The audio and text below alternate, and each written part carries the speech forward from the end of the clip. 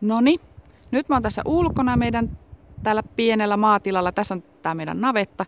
Tuossa nyt näkyy meidän purkutavaraa tuossa ulkona. Tuossa on vuorivillaa ja styroksia sun muuta. Me ollaan aika paljon kaadettu jo puita täältä piha-alueelta, eli tuossa noita oksakasoja, niitä ei ole vielä keretty rodata pois, vaikka paljon ollaan kyllä vietykin jo, mutta ei ihan kaikkea. Tässä on sitten tuo lautatavara on tuolta tuvan lattia-alta, se on hapantunutta, niin niille ei tee nyt yhtään mitään, että ne joutuu hävittää pois. Ja tässä tulee meidän pikkutupa sitten ton pressun alla. Meillä on soraa, eli sillä sitten täytetään toi lattiat tuolta sisältä. Toi leikkimykky puretaan, mikä tuolla on, ja siihen tilalle tehdään ilmeisesti toi grillikatospaikka. Noi koivut kyllä jää tohon. Ja sitten tuossa ton ruusupuskan takana on se kivipenkki. Koska tää nyt heiluu pikkusen, mutta... Eli tähän kohdalle tulee sitten, tai ainakin suunnitelmissa on semmonen kahvittelupaikka. En tiedä miten paljon tuossa kiven päällä tullaan istumaan, mutta on ihan hauskan näköinen kuitenkin, että se puhdistetaan tuosta sammaleesta ja sitten siihen tulee semmoset pehmusteet. Aika karun näköistä täällä on kyllä tällä hetkellä. Mutta kyllä tästä hyvää tulee. No tässä näkyy sitten tästä navetan toiselta kulmalta tonne taakse. Ja sieltä ollaan kanssa kaadettu paljon puita, niin kuin näkyy tuolla noita kasoja.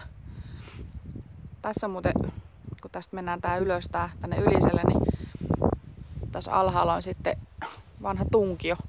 Tää pitää kaivaa auki ja sitten levittää. Mä en tiedä mitä hittoa sieltä kaikkea löytyykään. Ja niin kuin näkyy, niin täällä tätä roinaa on ihan joka paikassa. Että tossakin on tommonen kaiken maailman metallitavaraa kerätty seinän viereen. Mitähän liian varten, en tiedä. Ja tuolla sitten meidän pikkupelto. Tuo oksasilppuri, mikä tuolla sitten näkyy kauempana.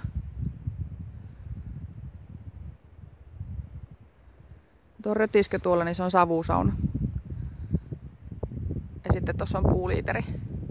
Puuliiteri ja sitten aitan pääty. Toi koirankoppi lähtee kanssa tosta pois, koska meillä ei ole koiraa ja tuskin tuleekaan, niin se on ihan turha pitää tossa.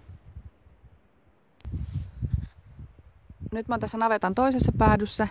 Tässä nyt näkyy tää meille tää tulotie, tää on meidän pihaa kyllä jo. Tästä on kaadettu näitä isoja pihlajia ja sitten me karsitiin, tässä oli näitä kuusia jonkun verran, niin me ollaan myöskin niitä kaadettu pois. Ja täältä nyt näkyy sitten tuot peltoa. No kasat, mitä tässä on tässä pihassa, niin ne on... Tää oli ihan semmonen maitohorsma vadelma pöheikköviidakko, niin me ollaan sitäkin kaadettu tosta. Me halutaan, että tää tulee siistimmän näköiseksi, niin ne pitää hävittää sit joko polttamalla tai sitten me silputaan ne tossa silppurissa. Katsotaan nyt kumpi on parempi. Ja tästä tulee kyllä ihan kivan näköinen mun mielestä. Tää pieni tönö tässä navetan takana, tää on se lantala. Tää puretaan varmaankin nyt tänä talvena pois tästä ja saa sitten tasattua ja laitettua tän takapihan tästä kondikseen tästäkin. Tämmönen tämä on. Tää nyt on sieltä naveta Yliseltä. Ja niin kuin näkyy, että vaikka me vietiin yksi älyttömän iso semmonen siirtola, vaan meillä oli täynnä jo tavaraa, mutta täällä tää roinaa vielä piisaa. Tää pitää kaikki hävittää.